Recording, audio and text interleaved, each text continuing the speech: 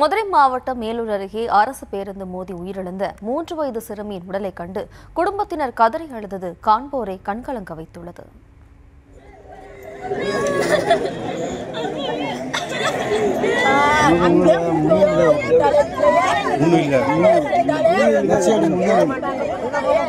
இது குறித்தான கூடுதல் விவரங்களோடு இணைகிறார் நமது செய்தியாளர் முத்துராஜா. வணக்கம் முத்துராஜா. விவரம் நிச்சயமாக மதுரை மாவட்டம் மேலூர் அருகே வடக்கோலிப்பட்டியைச் சேர்ந்த பூவலிங்கம் மற்றும் சுனேகா தம்பதிகளுக்கு நீண்ட ஆண்டுகளுக்கு பிறகு பெண் குழந்தை பிறந்துள்ளது.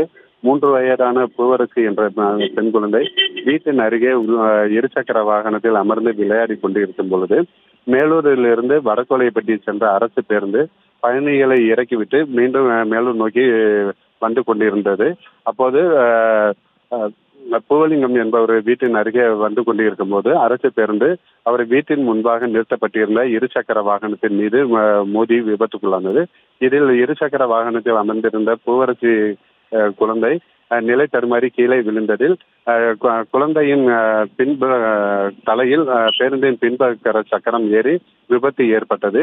இதில் சம்பவ இடத்திலேயே சிறுமி உயிரிழந்த நிலையில் இதனைத் தொடர்ந்து பகுதியில் கூடிய உறவினர்கள் பேருந்து ஓட்டுநர் மற்றும் பேருந்து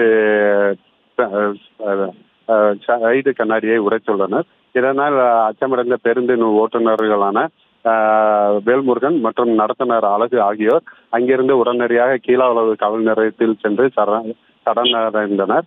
இதனைத் தொடர்ந்து நிகழ்வு இடத்திற்கு வந்த கீழாவளவு காவல்துறையினர் சிறுமியின் உடலை கைப்பற்றி மேலூர் அரசு மருத்துவமனைக்கு பிரேத பரிசோதனைக்காக அனுப்பி வைத்தனர்.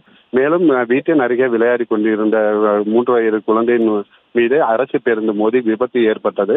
அப்பகுதியில் பெரும் சோகத்தை ஏற்படுத்திய நிலையில் இறந்த குழந்தையின் உடலை கண்டு அவரது பெற்றோர்கள் மற்றும் உறவினர்கள் கதறி அழுதது அப்பகுதியில் பெரும் சோகத்தை ஏற்படுத்தியுள்ளது.